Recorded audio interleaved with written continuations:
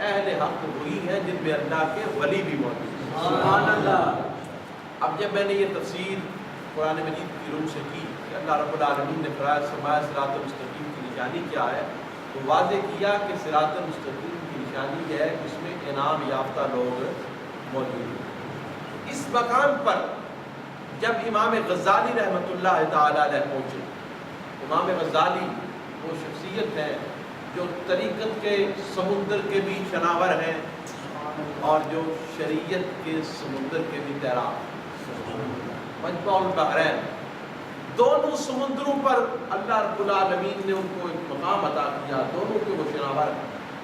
آپ اس مقام پر پہنچے تو کہتے ہیں انسان، میں نے بڑی کتابیں پڑھی ہیں، بڑے علوم کا مطالعہ کیا ہے، تو میں نے 4 چیزیں اخذ کی ہیں، اگر تو ان چاروں چیزوں کو طے کر لیتا ہے تو بھی انعام یافتہ لوگوں میں شامل ہو سکتا ہے، تو بھی انعام یافتہ لوگوں میں پوچھا گیا وہ کون سی 4 چیزیں ہیں؟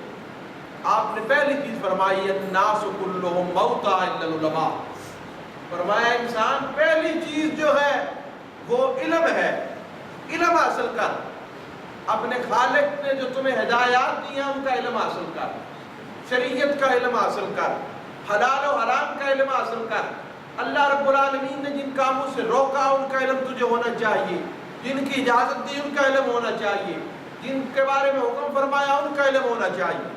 اور آپ فرماتے ہیں جس کے پاس علم نہ ہو وہ اگرچہ زندہ ہو لیکن ہے مردے کی طرح، جس طرح مردہ اس میں پاؤں بھی ہوتے ہیں، ہاتھ بھی ہوتے ہیں، جسم سارا پورا ہوتا ہے نا، لیکن کار کچھ نہیں سکتے۔ فرمایا اسی طرح علم نہیں ہے انسان کے پاس تو انسان مردے کی طرح، انسان مردے کی طرح۔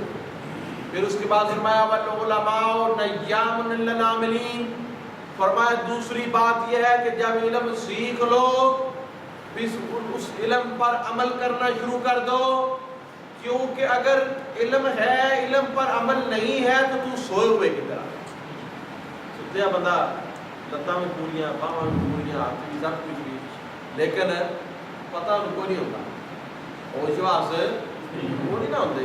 تو فرمایا علم ہوئے تو علم سے عمل نہ ہوئے تو بندہ، یعنی کیا مطلب ہوا کہ پہلی چیز ہے علم حاصل کرنا، دوسرا یہ ہے اس پر عمل کرنا۔ اور شاعر نے بڑی خوبصورت بات کہی ہے، کیا تم شاعر کہتے ہیں جب تم میں علم ہی نہیں عمل کیا ہوگا، جس خیاباں میں شجر ہی نہیں پھل کیا ہوگا۔ شاعر ہوتا باغ میں درخت ہی نہ ہوئے تو پھل کتوں آوڑے ہیں، درخت نہ ہوئے تو پھل آوے نا۔ اس لیے وہ فرما رہے ہیں کہ پہلے علم حاصل کرو، تمہیں پتہ ہونا چاہیے حلال اور حرام کا، جائز ناجائز کا، اپنے پروردگار کے احکام کا، اللہ کے حکم کا پتہ ہونا چاہیے۔ جب پتہ ہوگا تو پھر تم علم کرو گے، اس علم پر عمل پھر کرو گے نا۔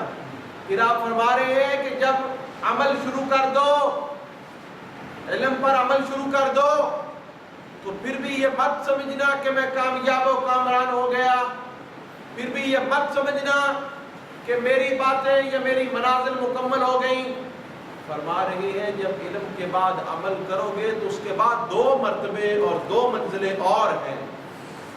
پوچھا گیا وہ کیا ہے؟ فرمایا والعاملین کلہم فی خطر الا المخلصین، فرمایا جب علم ہو، علم کے بعد عمل ہو، تو عمل کے بعد اگلی چیز ضروری یہ ہے کہ تم میں اخلاص بھی ہونا چاہیے۔ تم میں اخلاص کیا ہوتا ہے؟ اخلاص یہ ہے کہ جو کام بھی کرو اللہ کی رضا کے لیے کرو، جو کام بھی کرو اللہ کی رضا کے لیے۔ مثال دے کر سمجھاؤ، آپ لوگ کھانا کھاتے ہیں یا رات کو سوتے ہیں، نیت اچھی ہے، نیت یہ ہے کہ طاقت آئے گی، سستی کمزوری دور ہوگی، انرجی بحال ہوگی، صبح اٹھ کر اللہ کی عبادت کریں گے، نماز فرض ادا کریں گے، اس کے بعد رزق حلال کمائیں گے، ٹھیک ہے جی، بچوں کے پیٹ پالنے کے لیے کوشش محنت کریں گے، تو حضرات محترم یہی سونا اور یہی کھانا آپ کے لیے باعث ثواب بن جائے۔ سبحان اللہ۔ اور اگر آپ نماز پڑھنے کے لیے آئے ہیں، نیت یہ ہے کہ لوگ کہیں جی بڑا نمازی ہے جی، بڑا نیک ہے، تو یہی نماز آپ کے لیے باعث گناہ بن جائے۔ سمجھائیے اخلاص کی ہوتا ہے۔ امام مسلم اور امام بخاری رحمۃ اللہ تعالی علیہ نے جو پہلی احادیث لائے اپنی کتابوں میں، وہ پہلی حدیث یہی ہے انما الاعمال بالنیات، کہ تمام کاموں کا دار و مدار نیت پر ہے. نیت اچھی ہو سارے کام ہی بہتر ہو جاتے ہیں، نیت بری ہو جائے تو اچھا کام بھی غلط ہو جاتا. چنانچہ فرمایا والعاملین کلهم فی خطر الا المخلصین، کہ جب عمل کر لیا تو عمل کے بعد اپنے اندر اخلاص پیدا کرو. اخلاص کی جو اللہ رب العالمین کی جو عطا ہے وہ عطا اپنے اندر پیدا کرو. اخلاص کو اپنے اندر جو ہے وہ اس کو مضبوط کرو. جو کام بھی کرو وہ اللہ کی رضا کے لیے. پھر فرمایا والمخلصین کلهم فی خطران الا المتقین، فرمایا علم ہو، علم پر عمل ہو، عمل کے بعد اخلاص ہو. بات مکمل نہیں ہوتی، بات مکمل تب ہوگی جب ان تینوں کے بعد ایک اور منزل جو ہے وہ بھی تم سر کر لو گے. اور وہ منزل کیا ہے؟ فرمایا وہ منزل اللہ کا تقویٰ. سبحان اللہ. کیا ہے؟ اللہ کا تقویٰ. یعنی ہر مقام پر، ہر جگہ پر تمہارے دل میں اپنے اللہ، اپنے خالق و مالک کا خوف ہونا چاہیے. تم دنیا کے جس کونے پر بھی ہو، تم صحراؤں میں ہو، بیابانوں میں ہو، ویرانوں میں ہو، روشنیوں میں ہو، اجالوں میں ہو، تاریکیوں میں ہو، یا یورپ کی ٹھنڈی فضاؤں میں ہو، یا عرب کے تپتے صحراؤں میں ہو، جس مقام پر بھی ہو، ہر لمحہ تمہارے ذہنوں میں یہ بات ہونی چاہیے کہ ہمارا خالق ہمیں دیکھ رہا ہے اور ہم جو جو کر رہے ہیں ہمارے خالق و مالک نے ہمیں اس کا بدلہ دینا. اچھا کریں گے جزا دے گا، برا کریں گے سزا دے گا. ہر لمحے یہ نیت، یہ سوچ تمہارے ذہن میں ہونی چاہیے. اللہ نے کرامن کاتبین بٹھائے ہوئے ہیں، فرشتے موجود ہیں، ہر چیز کو لکھ رہے ہیں. یہ نہیں کہ بندوں کے سامنے ہو تو اور، بندوں نہ ہو تو اور، ٹھیک ہے جی، کوئی دیکھ رہا ہو تو اور، نہ دیکھ رہا ہو تو اور. اور میں نہیں، جس حالت میں بھی ہو، جیسے بھی ہو، اللہ کا خوف ہر لمحہ تمہارے ساتھ ہونا چاہیے. یہ سوچ ہونی چاہیے کہ اس خالق نے پیدا کیا ہے اور وہ حساب و کتاب لکھوا رہا ہے اور ہمیں ہر چیز کی جزا مل رہی ہے. امام غزالی رحمۃ اللہ تعالیٰ فرماتے ہیں جب تم یہ چار چیزیں اپنے اندر پیدا کر لو تو تم اللہ رب العالمین کے انعام یافتہ جو لوگ ہیں اس گروہ میں تمہاری شمولیت ممکن ہو جائے گی. اور پھر جو عبادت الہی ہے، قرب الہی ہے، اس کی جو منزلیں ہیں ان کو حل کرنے کی طرف، اپنے خالق کے قرب حاصل کرنے کی طرف، ولایت اور روحانیت کی منزلیں طے کرنے کی طرف شروع ہو جا. اللہ کریم تجھے کامیابیاں اور کامرانی عطا فرما. جو آیت مقدسہ میں نے پڑھی تھی صراط المستقیم، اے اللہ ہمیں صراط المستقیم کی ہدایت عطا فرما. صراط الذین انعمت علیہم، اس آیت مقدسہ میں اللہ رب العالمین نے ہمیں یہی اشارہ دیا کہ جب بھی نماز پڑھو دن میں 5 دفعہ یہی دعا کرنی ہے. 5 نمازوں میں یہ دعا کرنی ہے. جب بھی موقع ملے یہ دعا کرنی ہے کہ یا اللہ ہدایت عطا فرما، کیونکہ ہدایت پر ہی تمہارا دار و مدار ہے. اگر تم صراط مستقیم پر نہ ہوئے، ایمان کے بغیر اس دنیا سے چلے گئے تو اللہ نے جہنم بنائی ہے، ہمیشہ اس جہنم میں رہے.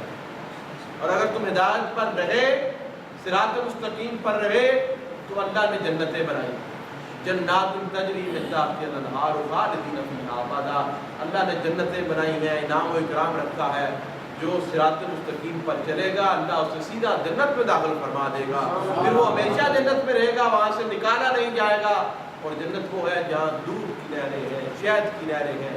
اس دنیا میں تم اگر کوئی چیز کھانا چاہو پہلے پکاتے ہو یا پیسے دے کے خریدتے ہو، پھر وہ آتی ہے، پھر کھاتے ہو. کئی دفعہ چیز نہیں ملتی، خواہش ہوتی ہے، لیکن جنت ایسی جگہ ہے جو خواہش کرو گے اللہ کریم اسی وقت تمہیں وہ چیز عطا فرمائے.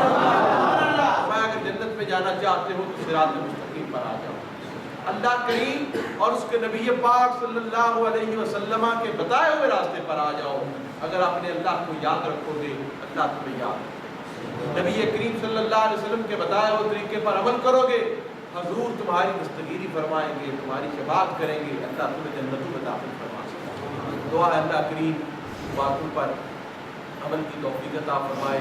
رب کائنات نمازیں پڑھنے کی، گناہوں سے بچنے کی، کبیرہ گناہوں سے بچنے کی، अल्लाह रब्बुल आलमीन मुझे और आपको तौफीक अता फरमाए और अल्लाह करीम हमें हर लम्हा सिरात मुस्तकीम पर अपने आप को भी और अपने प्यारों को भी चलाने की तौफीक अता फरमाए और अल्लाह ताला जहन्नुम की राह से हम सबको महफूज व मामून फरमाए।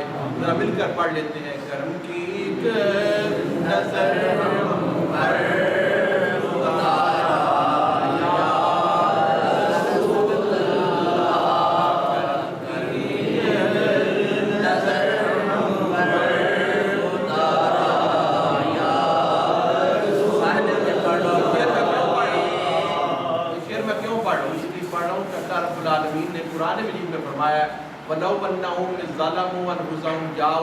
ऐ लोगों अपनी जानों पर जुल्म कर लो तो बारगाह मुस्तफा में आ जाओ। हजूर जो है वो भी इस्तिग़फ़ार करे, तुम भी इस्तिग़फ़ार करो, हजूर भी तुम्हारे लिए इस्तिग़फ़ार करे। लवजदुल्लाह तव्वाबर रहीमा, जब हजूर सिफारिश कर देंगे तो फिर काम बन जाएगा, अल्लाह भी माफ़ फरमा दे। इसलिए कह रहा हूँ उस बारगाह में मुतवज्जे होकर अल्लाह से दुआ कराते हैं, अल्लाह से हम अपने लिए इस्तिग़फ़ार तलब करते हैं, अपनी नेक ख्वाहिशात नेक इरादों को ज़हन में रख कर पढ़ लें।